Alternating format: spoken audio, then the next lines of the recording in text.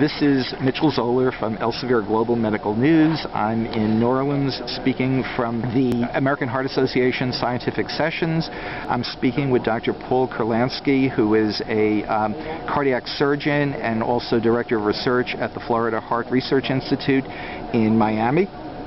Dr. Kurlansky is reporting today about a study of about 1,000 consecutive elderly patients, octogenarians, who underwent coronary bypass surgery from 1989 to 2001, showing that the quality of life and the survival in those patients was comparable to patients who did not undergo surgery. And so, Dr. Kurlansky, what would you say is the message from these findings regarding doing surgery in octogenarian patients?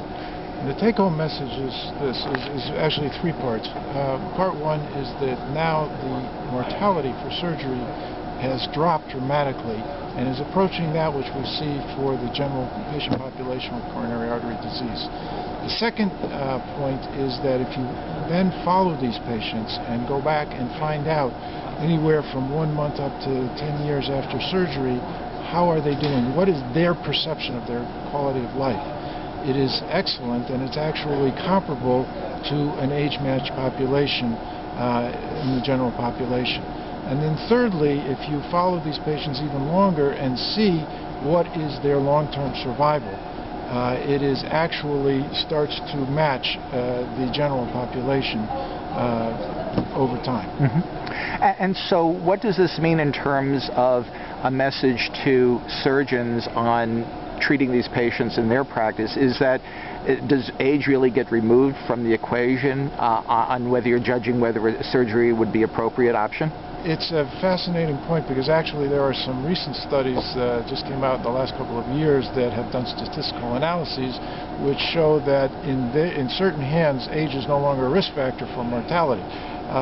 That is not the general understanding, but the point is that that with a certain attention to care, that these patients can be operated on safely and successfully. Mm-hmm. And so therefore the question then becomes, just because you can do it does not necessarily mean you should do it. Yes. And so the next question you have to ask yourself is, what happens to these patients? You know what, the gauge for surgery is survival, and for heart surgery is survival.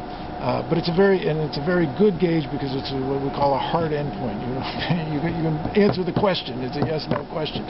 But from the standpoint of the patient, you really want to know more than I'm going to be alive. You want to know I'm going to be alive, I'm going to be functional, I'm going to be able to enjoy my life, I'm going to be able to have a certain quality of life.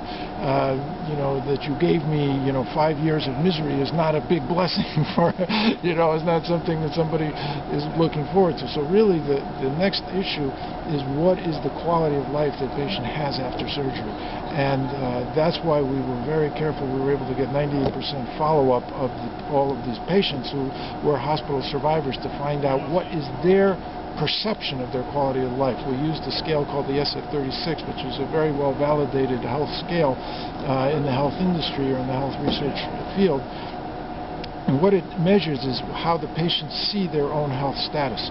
And we were quite surprised to find that even though there were some fluctuations above and below the mean for certain scales within this, the summary scale for both mental and physical health was equivalent to the age-matched population. Mm-hmm. So the take-home message is that patients can benefit from this operation, and that age itself is no longer an impediment to offering these patients this alternative, this treatment. Yes.